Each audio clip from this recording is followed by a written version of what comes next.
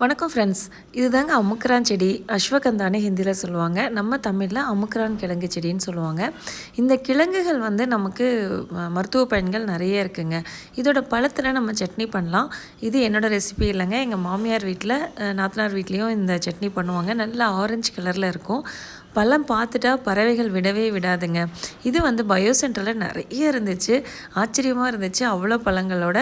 Plus நமக்கு வந்து செடியும் அங்கே விற்றாங்க. ஒரு செடியும் வாங்கிட்டு வந்திருக்கேங்க. இதோட பழம் பார்த்திங்கன்னா இந்த மாதிரி சுடுக்கு தக்காளி மாதிரி மேலே மூடியிருக்கும். சுடுக்கு தக்காளி வந்து ஒன்று ஒன்றா ஃபார்ம் ஆகிருக்கும். இது வந்து நிறைய அப்படியே பிடிச்சி ஃபார்ம் ஆகிருக்குங்க. ஸோ இது நல்ல பழுத்த பழங்களை எடுத்துக்கலாம்.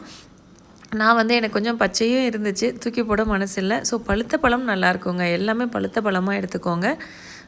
இந்த மேல் தோலுகளை நம்ம எடுத்துகிட்டு நம்ம க்ளீன் பண்ணி வச்சுக்க வேண்டியதுதாங்க.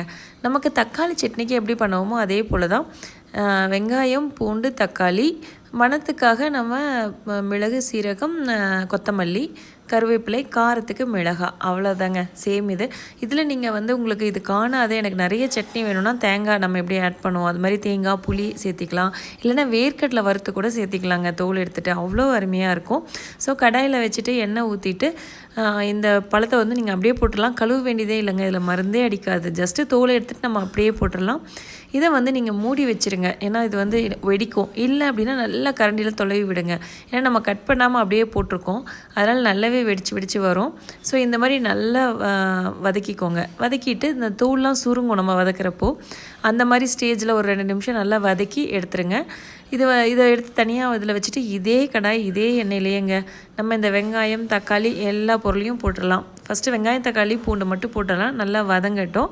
அதுக்கப்புறம் மீதி எல்லா பொருளையும் போட்டு நம்ம அரைச்சிட வேண்டியது தான். அவ்வளோதாங்க, சட்னி ரெடி.